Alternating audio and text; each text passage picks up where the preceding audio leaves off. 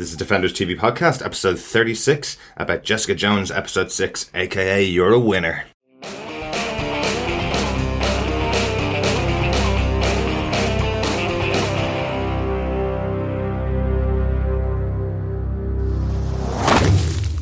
Welcome back, Defenders, to episode 36 of Defenders TV Podcast. We're still covering Jessica Jones Season 1.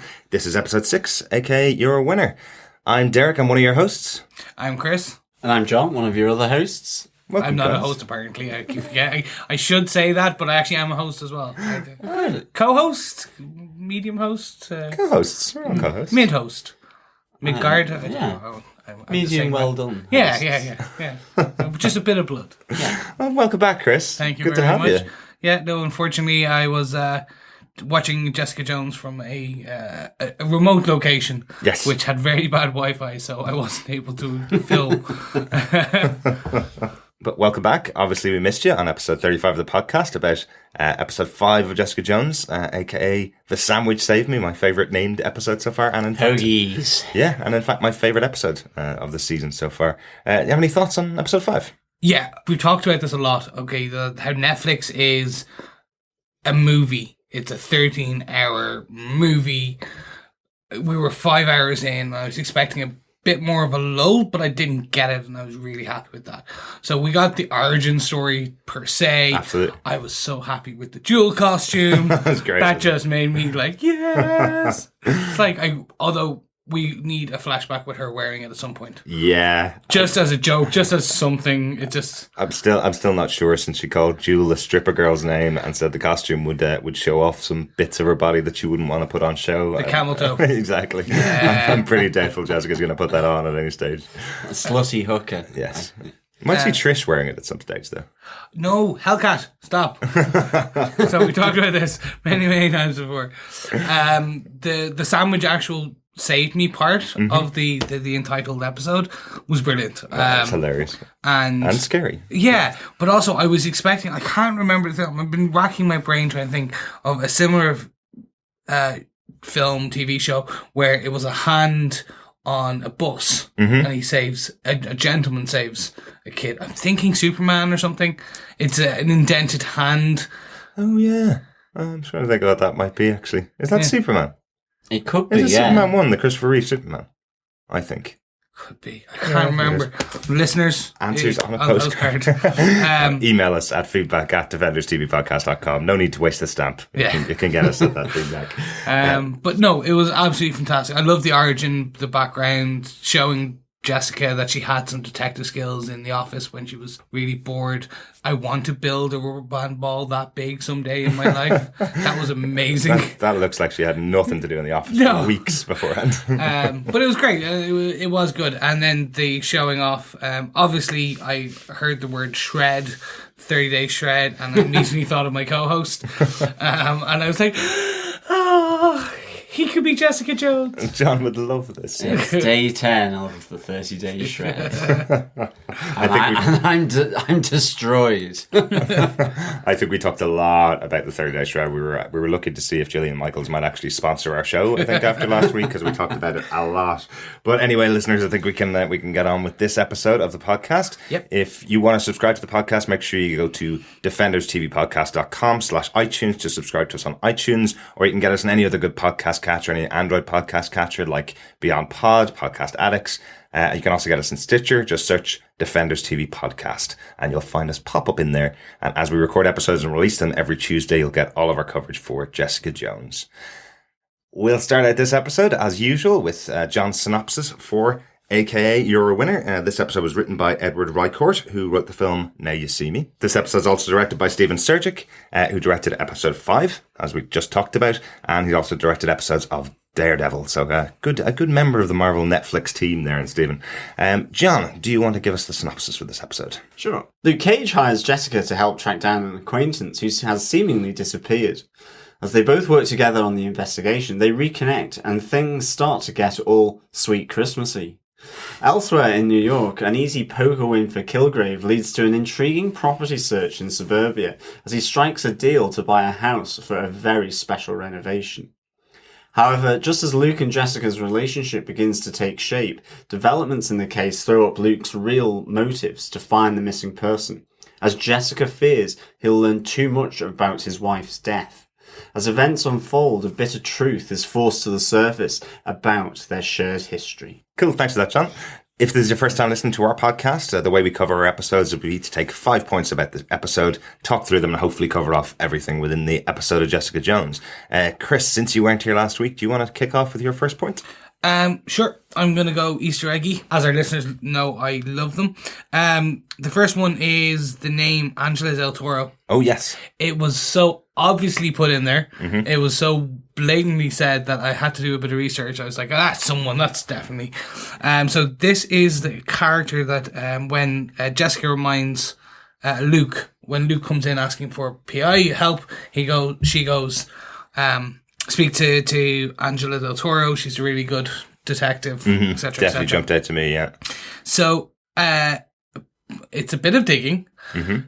Turns out Angela Del Toro is White Tiger in the universe. Very interesting. Now, she's not the only person to carry the moniker White Tiger. That's why it takes a bit of time when you kind of have to dig. She's one of the newer incarnations. Right. So it's page 2 of Google. Yes, page 2 when you kind of get down there. But the bit I loved is that this is actually a connection to Iron Fist. Oh, right. Very interesting. Yeah, it completely went over my head. I was like, really? There was okay.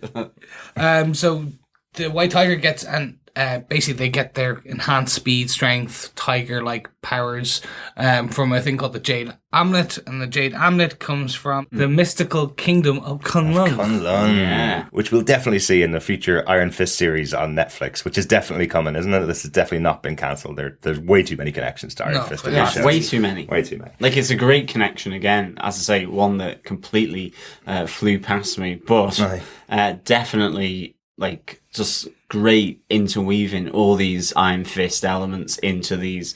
Obviously the more grounded aspects of this foursome. Mm-hmm. Yeah, I'm starting to wonder though, are they throwing these in as just kind of nice nods to us? Because, okay, then what we've got is Trish possibly going to be a superhero in heroine in the next, say, year, next season 2 maybe. We've got White Tiger, possibly already, and she's already PI, so she's probably operating. You've got Luke Cage already. You've got Jessica Jones already. We've got Rand. We haven't seen Rand Corporation logo or anything yet. not yet. No. Not yet. So there's probably, but he probably is there. So we're not going to get an origin story per se, probably. No. So it's probably going to be similar to Jessica Jones, already in there, up and running. So we're starting to go.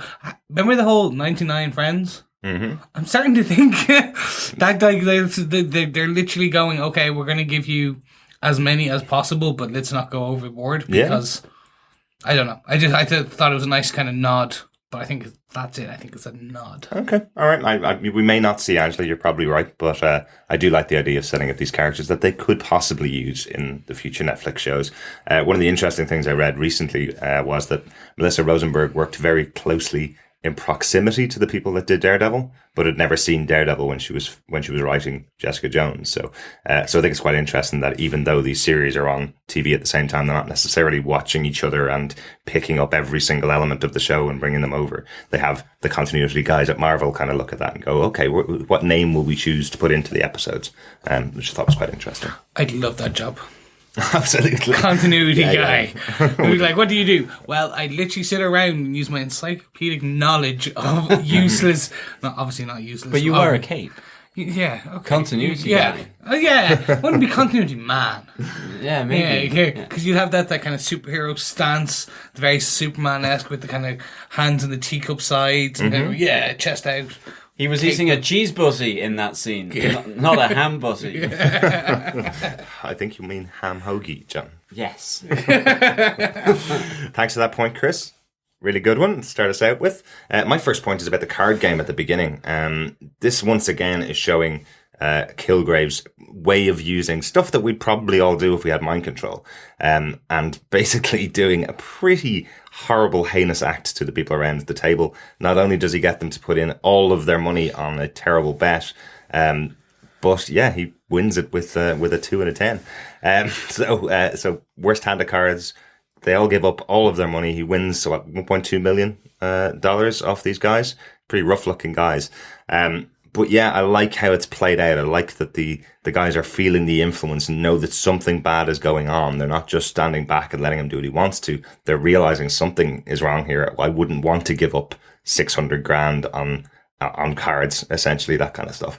And the scene ends out with probably I think one of his worst moments so far, where he tells tells Harvey to put his head through a post and see how long it'll take to get him to kill himself, essentially. Another great moment from Kilgrave, and another really kind of creepy way and use of his powers for me. Yeah, definitely. This was one of my points actually as well, to an extent. Just the whole opening. Like, I actually really liked, just prior to that, there was Malcolm with his voiceover, and just that conversation that, it wasn't all bad being controlled by Kilgrave. He said there was an element of freedom. There was no fear, no logic. Like, you just do as you're told by Kilgrave. And so there's nothing to worry about, because you're just doing stuff and not having to think about it, which is scary in itself. But I love that. And then it comes to the casino game where, again, it's showing his control. And I love that then, I think you're right. You see the conflict in them in pushing that money across the table, which was pretty good. And but also then that whole win by Kilgrave just sets up this whole creepy sort of subplot of Kilgrave going to suburbia, going to this detached house. And you're kind of going, well, what's going on here? Like, he's used other people's apartments. We saw him with the family in was it the first or second episode? Episode 2, yeah. Yeah, yep. And then, you see him wanting to buy this totally legit, totally legally, and so on. And that's really intriguing, and it's all set up by this win, this false win, easy win for Kilgrave from the casino table. Yeah, I thought it was a really good scene, and I loved how it kind of threads through the episodes, that win, and also just how it was set up by sort of the voiceover by Malcolm as well. Yeah, and I love how Kilgrave essentially says to the guys, you'll be dining out in this story for years, how not only did I take all your money, but I did it with a 2 and a 7, is it? A 2 and a 10? I can't remember which one it was. I should have written it down. But yeah, you'll be dining out in the story for years, kind of thing. It's a really good little setup from Kilgrave. I'm going to take a tax here. Oh, go on. I'm sorry. I didn't enjoy it that much. Really? I'm wondering, is this kind of going to come back to be more, we'll have a greater understanding later on in the episode series, where these are probably mobsters of some kind. So that links us to possibly Daredevil. Right. Interesting. So we've been wondering, I've been racking my brain how Daredevil or Matt Murdock may come into this. Well, maybe these guys are Hell's Kitchen gangs, blah, blah, blah. I felt it was very forced. It was humorous and it was great. And yes, the Kilgrave butcher telling the gentleman to put his head through the post or keep going until he broke the post. It was kind of the usual sinister Kilgrave. I just thought, well, hold on, what was the underlying current? He needed money. He could have just told them to give him the money. So it just felt slightly disconnected for me. Yes, a great scene, well written, quite humorous. Again, with the sinister angle at the end, it was just slightly.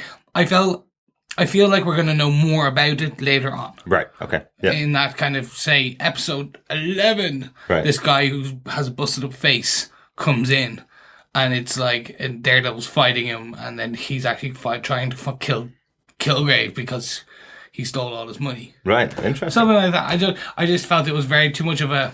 Also, wasn't this one of this scene? Wasn't it a? There was a trailer that used it, yeah. There was a teaser that used it, but I think they only used the first element of it where he says, and now you want to go all in, and that's where it cut. So I think the big reveal here essentially of the fact that Harvey, the character that he makes put his head through the post, the big reveal of the fact that Harvey can be controlled and can be told to give the money, but will still realize, hey, there's still something wrong here. Okay. I think it's what probably made the difference to me in this scene. One other thing that I want to say about the scene, a lot of our friends in our Facebook group over at Defenders TV Podcast on Facebook, a lot of them have commented on the fact that David Tennant uses his Doctor Who voice quite a lot in this show.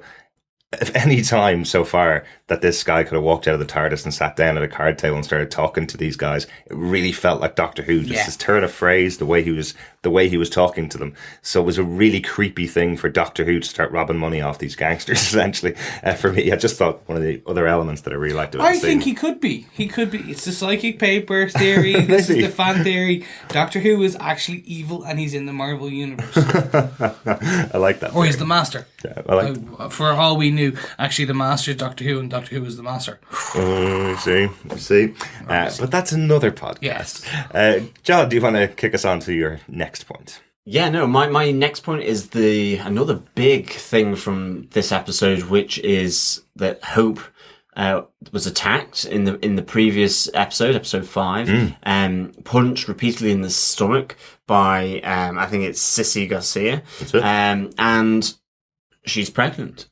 And it's all linking back to Kilgrave. And this is like a really powerful aspect being brought into Jessica Jones here. She's been raped, I think, really, from what she's saying. It's all about consent, abuse, and choice of women to choose about whether to have an abortion or not. And she's there essentially paying Sissy Garcia to give her a, off the street kind of abortion by repeatedly punching her in the stomach. Right. Now, it doesn't work in this case. But Hope has this really great line to Jessica Jones while she's in hospital, where she says, I want to live and I want to have children, but I won't give life to this thing. I won't do it. Mm-hmm. It's the idea that if it kills her, she's fine with that because she does not want to give birth to this baby, this fetus inside her that is there because she was raped by Kilgrave. So this is a properly deep kind of element to this episode. And I thought it was really well done. It obviously gave us an explanation as to why that was going on. We kind of thought, well, has Kilgrave gotten to this Sissy Garcia? Is it just a prison beating? And actually you find out that Hope paid Sissy to do this from the money given to her by Jessica.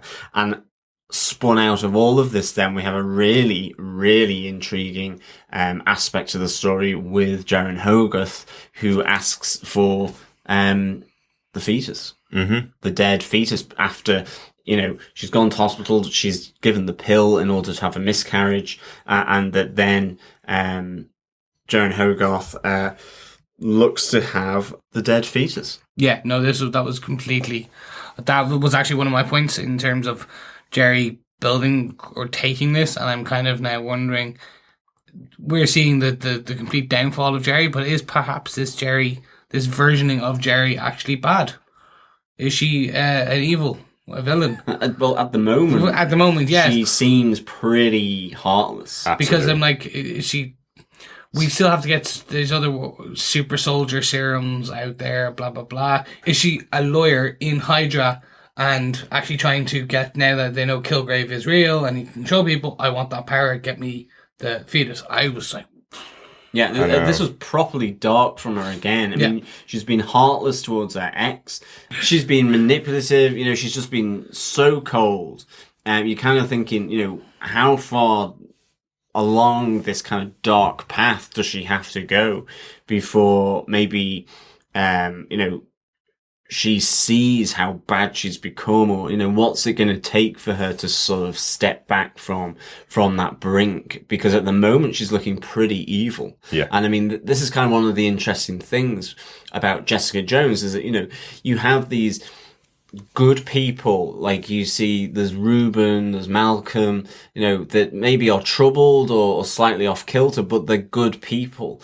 But she has no qualms with associating herself with, quite frankly, dubious human beings. It's not that maybe she's evil or even Hydra, but she's just quite self-centered. Yeah. And she's a lawyer. So apologies to any lawyers out there, but maybe she's gotten to that point where she's able to win cases so often that she's able to use the law and be really successful, that she does feel like a god in herself. Yeah, and possibly.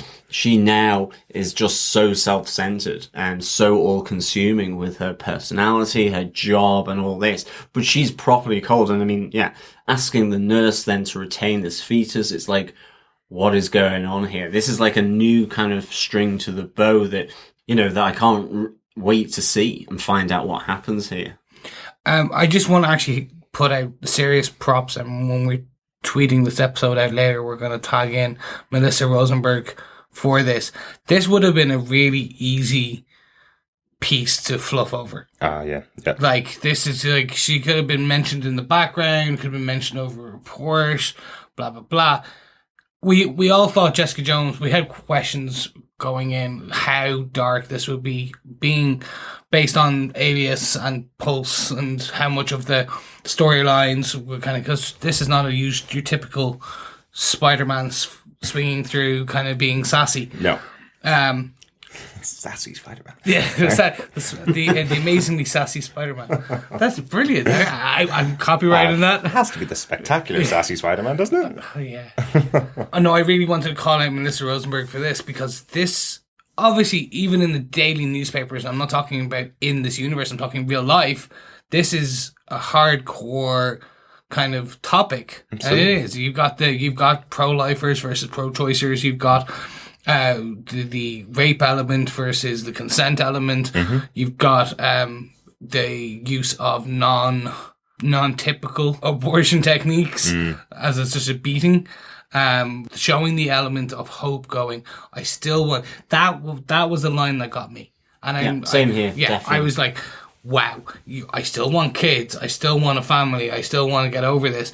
I do not want this thing. I think she says thing. Yeah, well. She does, yeah. Definitely. I know, that was like, I know. I was like, that's hardcore. You could have easily fluffed it over. And I'm pretty sure, I haven't looked into it, I don't know, is there topics around this at all? But I think if not, there should be. This is something that should be in TV shows. It is bringing out the darker side. This is hugely significant that a superhero show is bringing in these topics. As you say, pro-life versus pro-choice, rape versus consent, physical violence versus sort of the mental legacy of that physical violence and that mental violence ultimately. Yeah. All of those things, and all being tied around essentially a superhero show. And it's massive props that they are doing this, I think. I think we even mentioned this with regards to Agent Carter, where it's showing, a woman hero in a time when women weren't treated as equally within the society within 1940s, and were considered to be housewives or secretaries or typists or whatever it is. I think Marvel are doing really well with this stuff, and I think it's absolutely great to see, and a lot better than some other shows. And I think it really does open up these characters, and in particular, what's the point in having street level heroes like Jessica Jones, Daredevil, Luke Cage, and Iron Fist, and the Defenders, that aren't subject to these tragic events that happen on the street? Absolutely. Yeah, absolutely. Like, irrespective of all the other more fantastical elements of the it. incidents. Like her being able to jump and fly, and her super strength, and the unbreakable skin, and the Daredevil, ability to see without sight. Like, all these kind of things, it's really great. And I must say, and that's something I pulled from this episode. Yeah. I'll put a question out though, and I don't actually have an answer for this. If there was a male showrunner, would this have been there? Would this have had the emphasis, the spotlight it had? Yeah. In such that the spotlight it had was it was played very well, it was written very well, it was directed very well. I don't know. Well, the interesting part about it is this is one of the first episodes of the show so far that is written by a male writer. Melissa Rosenberg is the overall showrunner for the show, but it is Edward Reichert that wrote this episode. So he's taken the concept. He's obviously, I know they have a writer's room again for Jessica Jones, just like they did for Daredevil, where there are 6 or or 7 writers that take on the stories and break the episode up. So this potentially came from a different writer. I don't necessarily think you have to be a woman to write this story. Hey, we're 3 guys and we can understand the story. Definitely. It's not like it's totally foreign to us. But I think you're right. Having a female showrunner that is willing to concentrate on the things that we may not, as blokes, generally concentrate on. If you want to tell this story, you may just skip past it completely. There's a really good moment here with Hope as well, where she essentially is told by Jessica, you could see the doctor in here. It's only going to be a couple of months. And she says, I can't wait 2 months because this thing is inside me right now. For every 20 minutes, it feels like I'm being raped again. Every 20 minutes, it feels like my parents are being shot again. That's what this feeling of being raped and being pregnant with the person who had control over me is like. That's a huge moment. And it's given the breadth of discussion that is required for it. It's not just, oh yeah, she wants to have an abortion. There is a consideration there within her, and it is talking about very big topics, as you said, John. Yeah, absolutely. I mean, I think on that point that you mentioned there, Chris, I think like we've had it recently there with Quentin Tarantino, and that slight controversy about whether he can write about sort of black characters and racial or racist elements within I think it's the Hateful Eight. Yeah. And even with Django, whether he as a white director, a white writer can write about slavery or, African American issues and so on. And I think ultimately, it's that, yes, people can. Like, a writer does research things as well, or they should do if they want to get an accuracy to their writings. Sometimes it's not to say that, you can have a more personal element coming at it, possibly, if you are a woman or if you are African American or so on, or if you're a man. But again, I think you reverse that question and say, you see what, Steve McQueen brought. He's a black British director. He did 12 Years a Slave, but he's not an African American. So he's not got that context, which maybe do you have to be African American to talk about the African American slavery issue? But at the same time, he also did a great film with Michael Fassbender called Hunger, all about sort of the hunger strikes in the Northern Ireland prisons during the Troubles, during the 70s. He's not from Belfast, he's not Irish, but he's not white. He was able to write and direct about that in a really forceful and meaningful way. And I think you have to allow that to be a possibility. You can't say that all these things have to be exclusive to the people who've experienced them. Otherwise you get no new perspective, whether right or wrong. So that's, I would say that's my long version. That's my long answer to your question. But it's that, yes, I think they can. No, and I think, sorry, I slightly came across wrong. I think that they probably would have done this, but my props go out to Rosenberg in that she probably highlighted this, whereas potentially another showrunner would have possibly kind of fluffed over or skimmed over it a bit more. This was given a bit more prominence. Yeah. And I think that's the difference. Would I have kind of given it the area?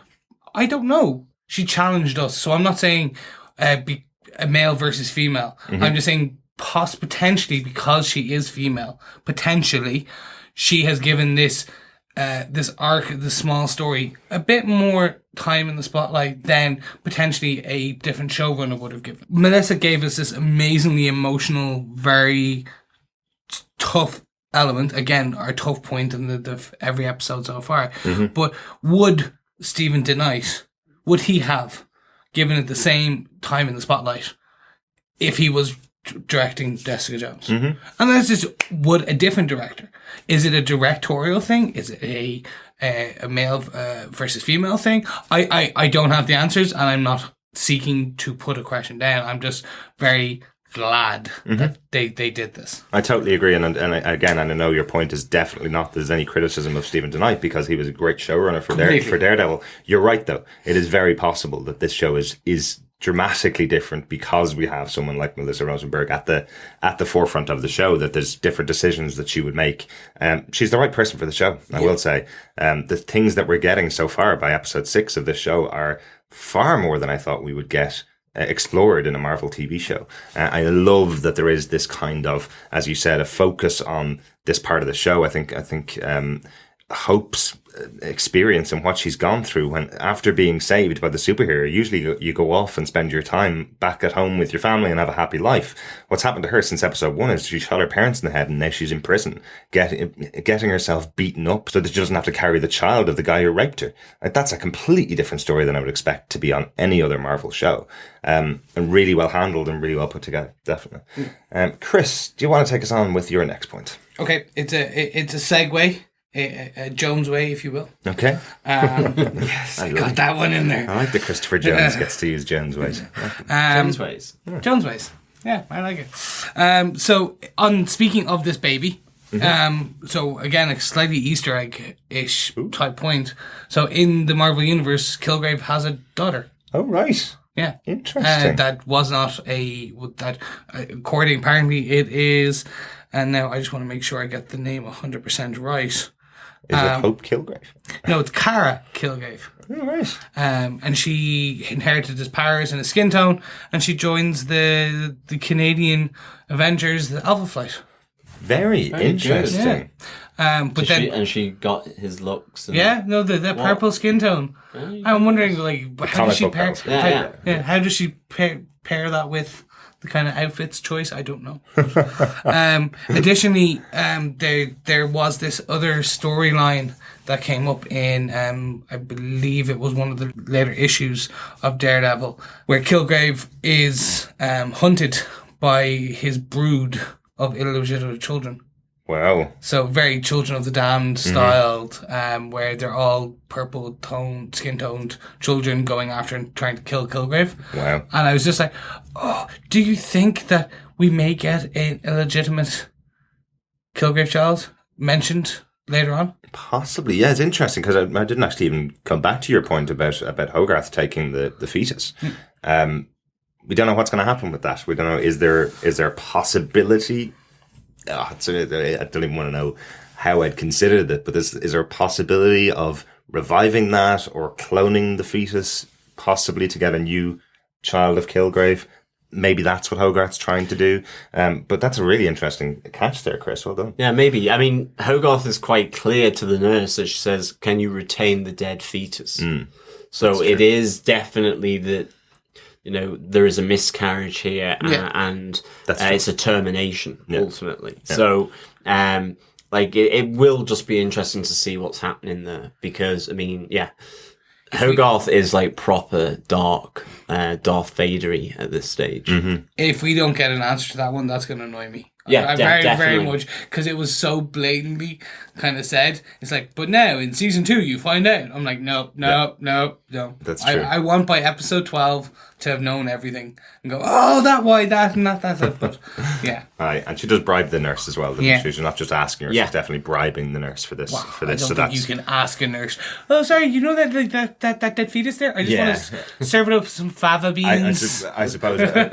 Jeez, that's dark. That is very dark. Come on, we have a cannibal-esque, dinner-esque podcaster here. I thought you'd enjoy it. That is true. I did. That's why I'm laughing. I think I meant more of the fact that she's bribing the nurse is highlighting the fact that this is something illegal. It's not that she's taking it home to bury it. It's that she's taking it for a nefarious purpose. I think that's what I mean more, that she's bribing her because of that purpose. Yeah. That's all. But interesting. Definitely. So, Derek, what's your third point? My third point is just that Jessica's still taking photographs for Kilgrave. I thought that was quite interesting. She didn't just lie to him and say, sure, just leave my friend Malcolm alone. She's now got a timer set. She's got her alarm going off, telling her exactly what time she has to take the photograph for Kilgrave every single day. This proves to me again that Jessica is absolutely terrified of Kilgrave and what he could possibly do to her friends if she doesn't live up to what she's promised to Kilgrave. He's still getting his own way. He's still mind controlling her, for want of a better word, without actually using his powers. So again, a nice little touch in their relationship, I thought. And to note, there's some nice photos. They're nice She photos, takes aren't they? on the run. She's taking some pretty good photos. It's just like twist the hair, flick, just flick the eyeshadow. But still no smile, right? No smile. She also forgets to take a picture because she's been having sweet Christmassy nothings in the bedroom with Luke. Mm-hmm. And Kilgrave is not too impressed as well. Yeah, and you wonder if she does like repeatedly keep missing them. Will he go back after Malcolm? Yeah, perhaps. Yeah, absolutely. That's the scene where he's in the coffee shop where he gets the text in from her, essentially, and has just silenced everybody in the coffee shop from talking too loudly. Which I just think, again, how does he get through his days? He just determines everything that goes along around him. There's a great moment in the comics, which I don't ever talk about on here because I don't want to spoil anything for anybody. But there's a great moment. I know.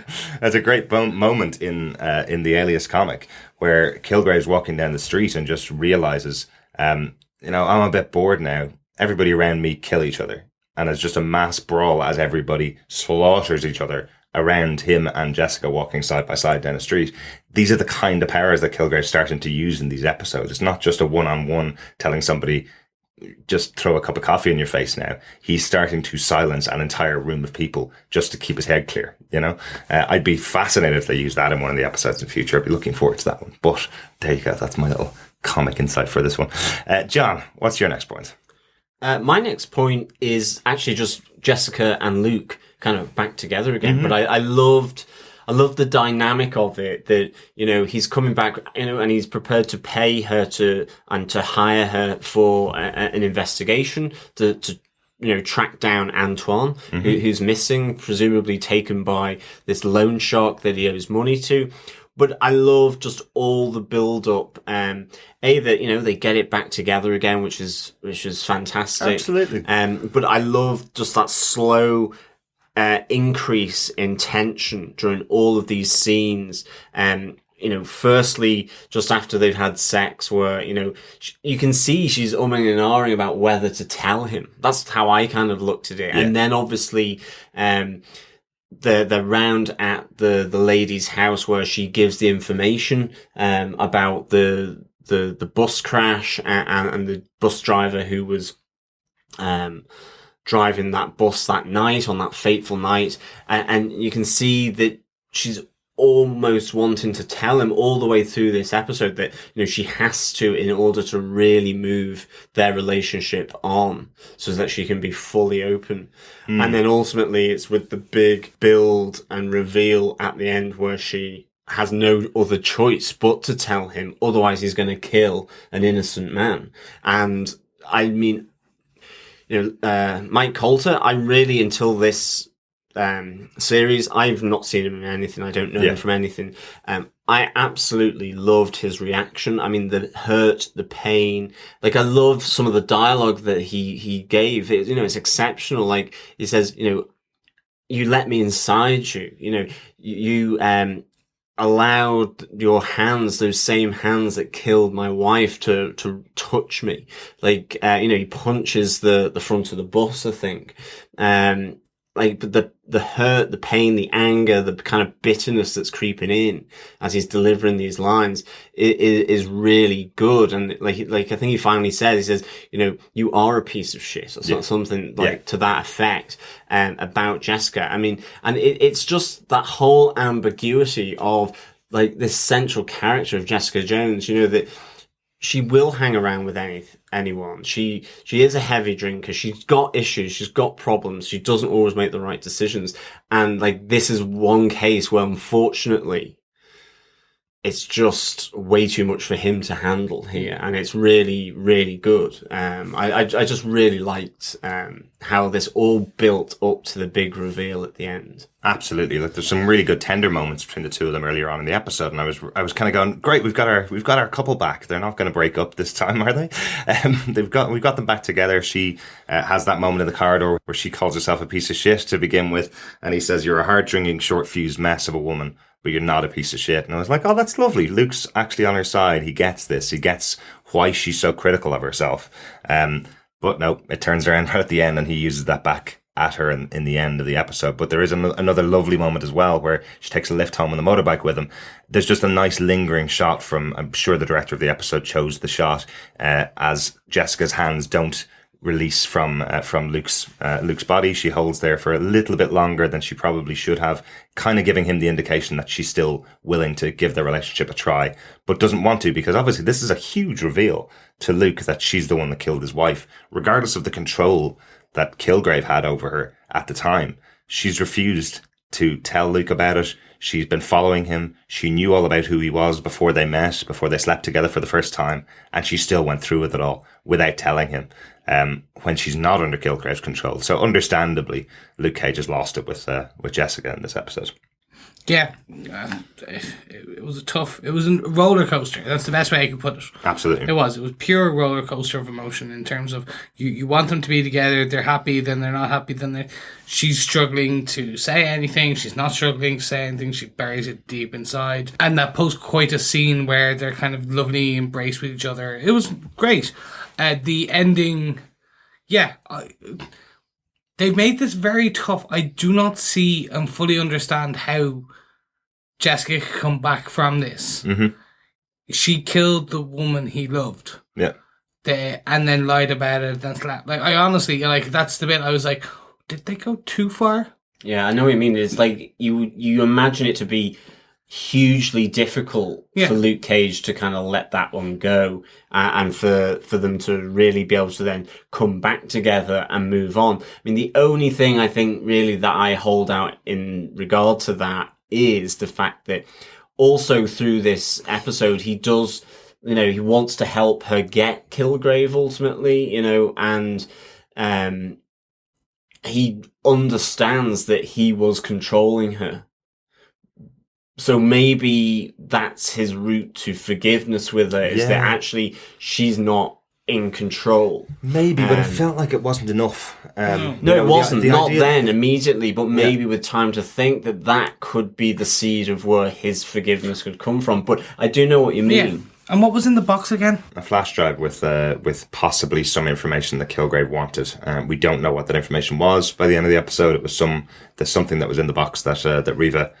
so could Reva have been bad then, without knowing it? So we know, okay, okay, because I am struggling to see how they end up the happy married couple of the Marvel MCU and with a baby. Yeah. Don't know. Just don't know yet. I know, it's interesting, isn't it? And I think it feels like they have pushed the two of them very specifically apart here. There's nothing I can see that Jessica could do to get back. But what we did see, and that was my next point, what we did see was actually the fight between Jessica and Luke. So Luke's not holding back because he wants to get to the bus driver who he thinks has killed his wife. Jessica's not holding back because she wants to stop him. And this does actually prove our question from the first time they fought. Luke is actually stronger than Jessica. He pushes her back a good couple of inches on her heels. So it does prove that Luke is stronger, only by a little bit though, I think. It's a close call on the strength front. Yeah. Like unless he's got unbreakable nuts, a short jab from Jessica to the midriff could have disabled him. Possibly. And at the end of the fight, Luke does ask the question of her if it wasn't for this driver, if it wasn't for her finding out about the driver or him finding out about the driver, would Jessica have ever told him the truth at all? So again, echoing the concept from you guys that has Jessica gone too far and told him something that she can never redeem herself from? She was right to tell him. Was she right to have left it so long? Was she right to have stalked him, slept with him numerous times and still not told him about her killing his wife or not? But yeah, the fight was at least a little bit of a change in the episode there. So Chris, what's your next point? Just actually on the Jessica Luke job. Mm-hmm. It was just, it felt very, from having read some of the Heroes for Hire kind of stories, it felt, or Luke Cage kind of Power Man, it felt very like, I'm going to help my neighborhood. Yeah. Kind of like, just that was really what it was. It was, sweet Christmas. I'm going to help my neighborhood and I'm going to get it done. And I was just like, they could have done somewhat. It was just like a kid, the actual child or man, young child, man, thing that they were trying to... Antoine. Yeah. That's him. They were trying to The save... human. Yeah, The human man. The human man child thing. It just seemed very... It wasn't the best. It was fun. Great piece of information. Luke Cage doesn't hurt dogs. That's right, yeah. He does not hurt dogs. Because what sane grown man hurts dogs? Absolutely. Or animals or any kind in general. So no, I was very happy with it. Great fight scene. But the actual just kind of like, he went into hiding so he could grow weed to make money and come back a businessman. I was like, I liked it. I liked it probably for the reason you didn't, actually, Chris. It does feel really like a Luke Cage episode where Jessica is coming into one of his type of investigations, something slightly different from her PI investigations. He does need her to help him track down this kid, but it does feel like he's trying to save a kid from the neighborhood, from the local neighborhood thugs, essentially.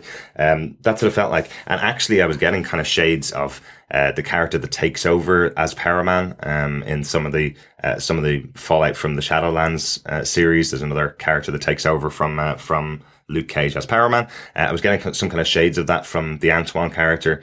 He seems quite similar to the guy that takes over from Luke. So that's what it felt like. It felt like there was some kind of connection there that Antoine might actually change everything that he does because of being saved by Luke and Jessica from this.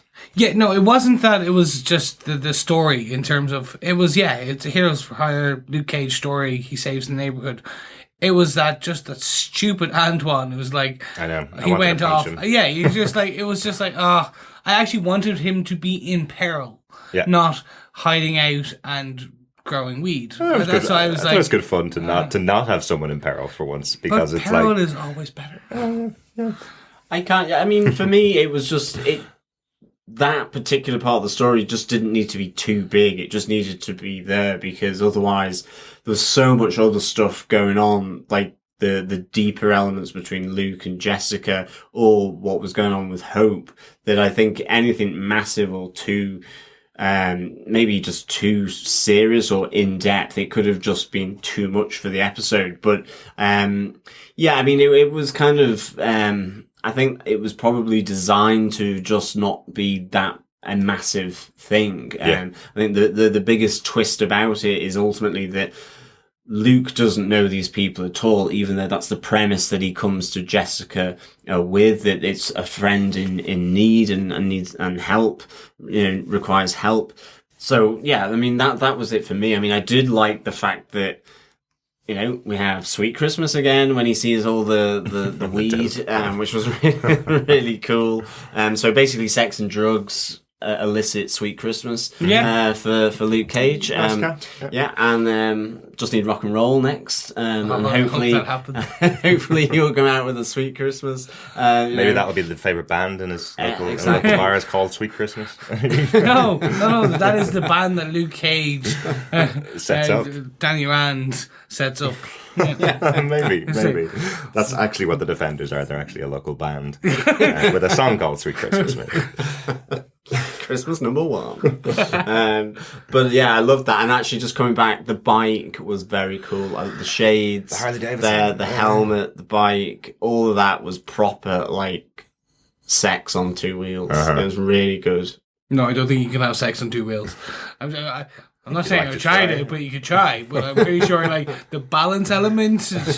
But it was great though. Like, that to me, that look is kind of, that's America for me. Right. Very cool. Very cool. Yeah. I did like the touch. I know you mentioned the dogs, Chris, but I did like the touch that essentially Luke calls out the fact that he's perfect for dogs who attack because of the unbreakable skin. The teeth can't break through the skin. So he's perfectly happy with taking on some dogs. So that was really a good little touch. John, what's your final point? Yeah, my final point is, it's just a little bit, actually, again, where Luke and Jessica go to Antoine's apartment to look through his stuff, and Luke Cage is looking through all his paperwork, all this kind of stuff. And I just love the fact that Jessica Jones goes straight to the bathroom and goes, well, he's taken his toothbrush and toothpaste. If he was kidnapped, they're not too hot on like packing him a toiletry bag. Right. So he's up to the left. And I love the fact that she was kind of straight down to this logic, and just, Luke's up there sort of going through all the paperwork, like racking his brains, and she kind of cuts through it all with a simple, He's taken his toothbrush and toothpaste. Yeah. He's left. He's not been kidnapped. I thought that was really good. And then Clearly Luke had been there for hours as well. exactly, and then just the can't whole, find anything. Yeah. then just the whole gag with the "You're a winner." Yes, the of course. title of the episode. I just love how Kristen Ritter just goes into that kind of real heady kind of stereotype for delivering the lines, and of course, she gets the call back and it moves the case forward again. It's just shows her nous and her sort of knowledge of doing PI work. I thought it was really good. Absolutely. Yeah, I love Kristen Ritter in this, in doing these parts, showing other characters what she can do with her voice. As a woman, basically, people don't seem to believe when she puts on this airhead voice. They seem to believe anything that comes out of her mouth. It's almost like another superpower that she has. I love the look on Luke's face as she started to talk like that, which is just it's just this look of almost kind of disdain. Oh, this can't be her. This is not Jessica. Yeah. It was really, really good. But I would have called for an Xbox One. I would have called back. Yeah, Definitely. Yeah. And you guys are PlayStation guys. I know. I'll take a free Xbox One then. So, Derek, what's your final point? My final point is about Malcolm starting to get his shit together, really. So it looks like, he's definitely off the drugs now. He's working with Jessica in this episode. He's actually helping her out, trying to use his experiences with Kilgrave to help her track him down at the beginning of the episode. But he's also going to the support group, which we saw in a couple of episodes ago, episode 4, I believe it was, where we had the support group of all the people that had been influenced by Kilgrave. And it seems like Malcolm's getting the help he needs from this group. So he's the one that does the voiceover at the start that you mentioned, John, and he also has the voiceover at the end. And he recommends it to Jessica, saying that it's been hugely helpful for him to go through, to have somebody there to talk to about his experiences, essentially. Really important for him. Obviously, Jessica's response is, I don't want to share this with anybody else because their stories are going to be worse than mine. Which I thought was a nice little bit of her character.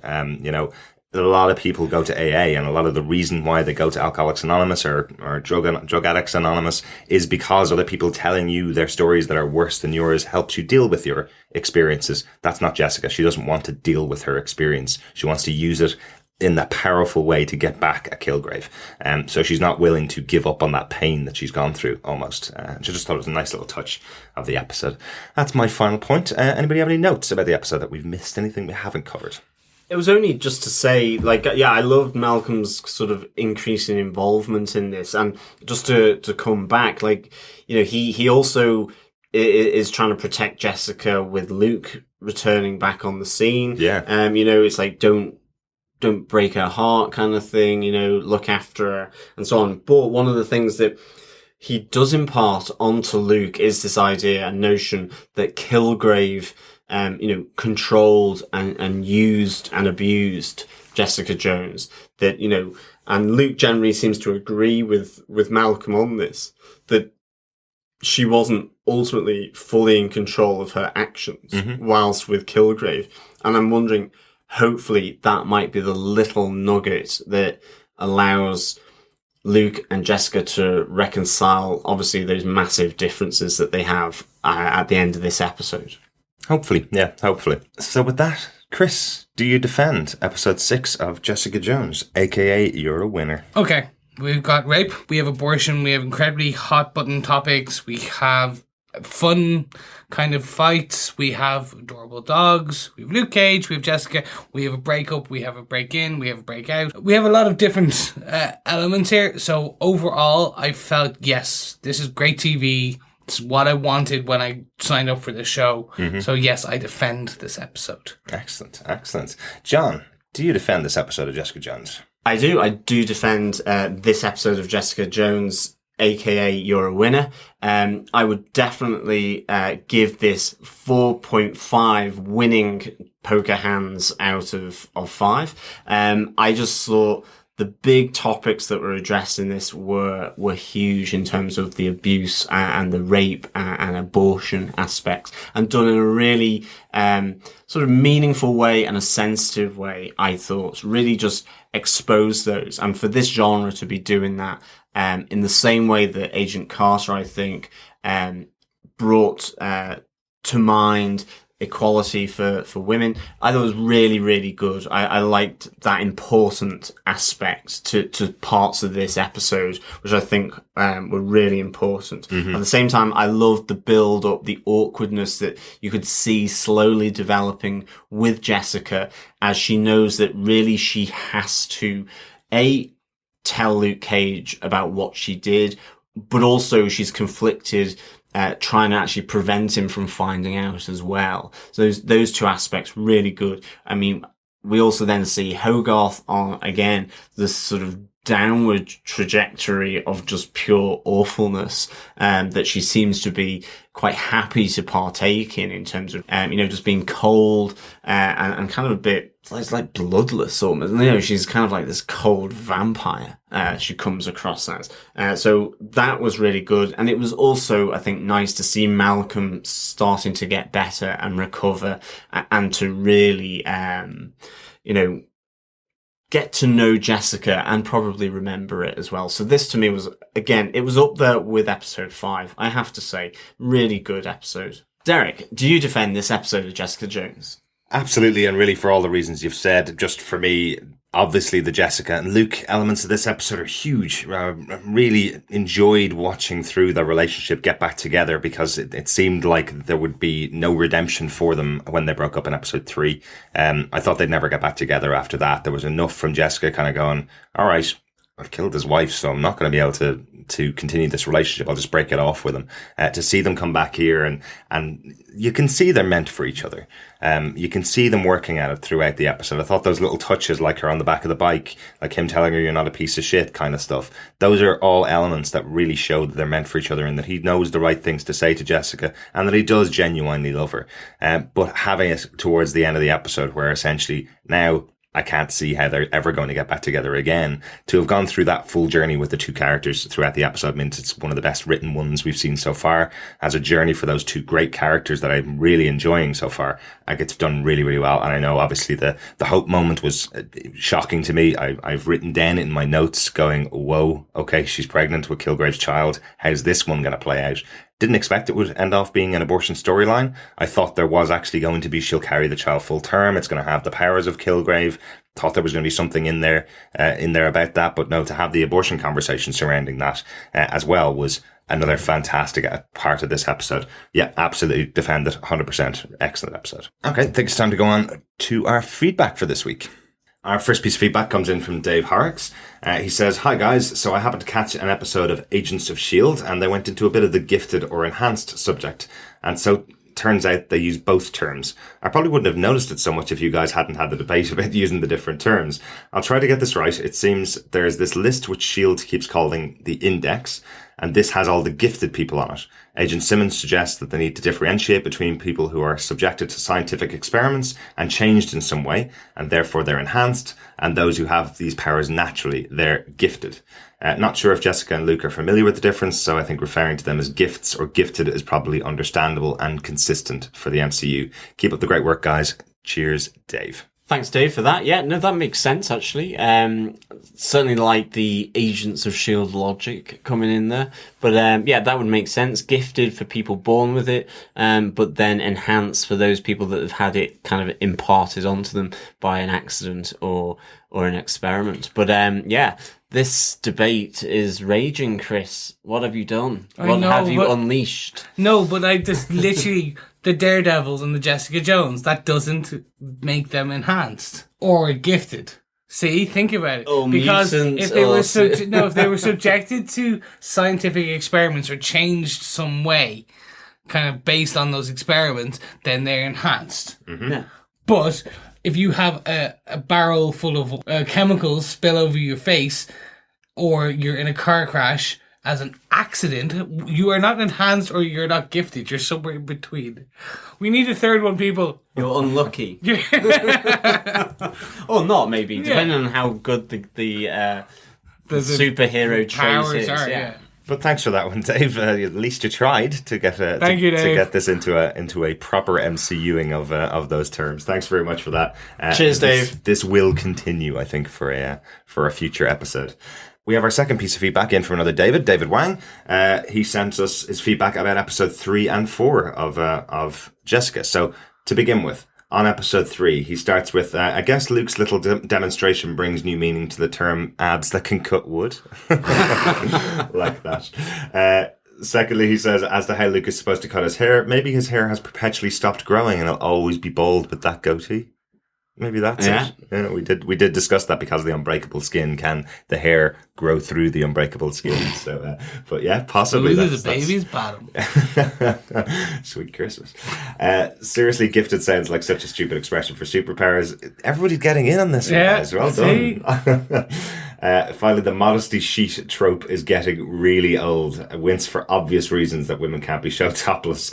Then why that the sheets cover the dude as well. So this is Jessica's modesty sheet, the L-shaped sheet that seems to go to Luke's waist and up to Jessica's neck. David, I definitely agree with that, because actually one of the weird things that got me with this episode 6, was, again, they were in bed and she had a t-shirt on, but she had just woken up. No, okay, yeah, you can wear a t-shirt and maybe it's better than a sheet, but I just automatically assumed, oh, that's just to not show her topless, ultimately.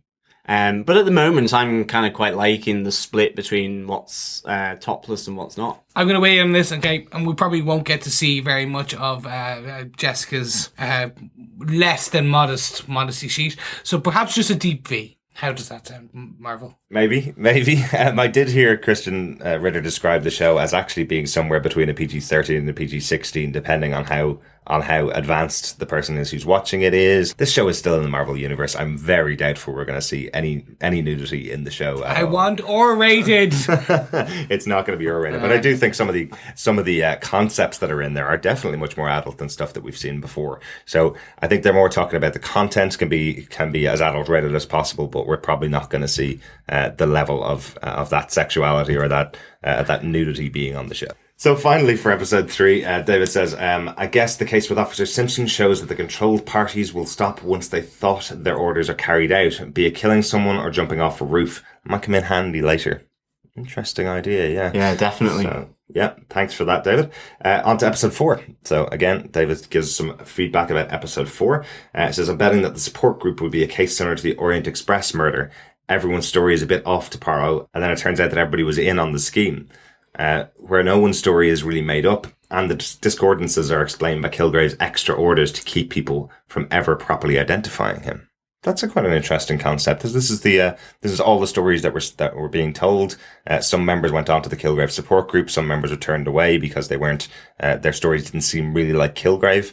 Interesting idea that actually every one of the stories was correct, isn't it? Yeah, definitely. That would be a really nice twist for that group, actually. Absolutely. They were kind of like the cuckoos within the nest. Interesting. He then goes on to say, the guy who was made give away his expensive suit really made an impression on me. He, of course, gave out the caveat that giving away material property can't really be compared to killing one's parents, but it was still something that he would never have done in his right mind, and that's what's really important.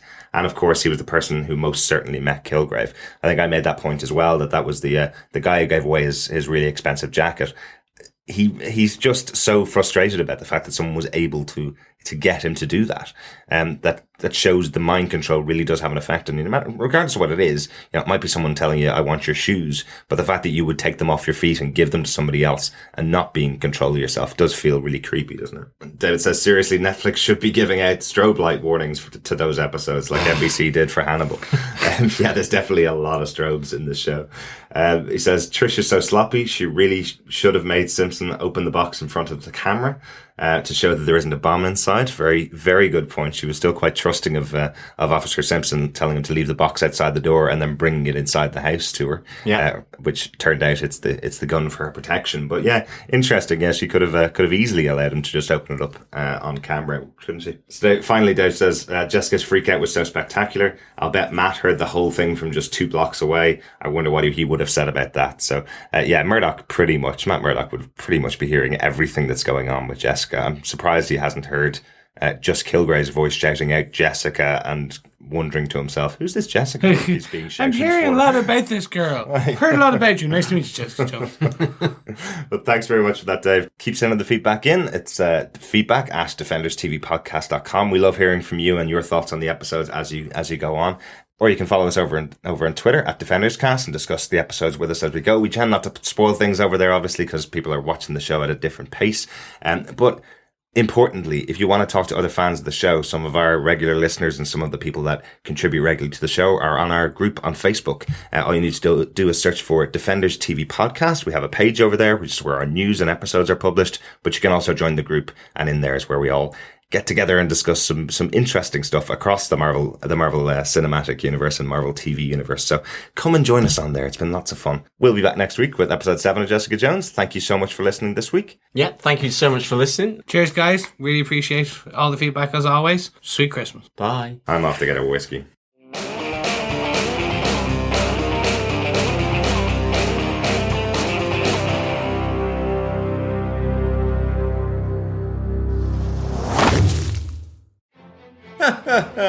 Great stuff, guys. This has been a Flickering Myth Podcast Network production. For more information, head over to flickeringmyth.com for more shows like it. Find this show in iTunes by searching for the podcast name, and head over to youtube.com/Flickering Myth to subscribe to the Flickering Myth movie show. We'll see you on the next podcast. Take care. Bye bye.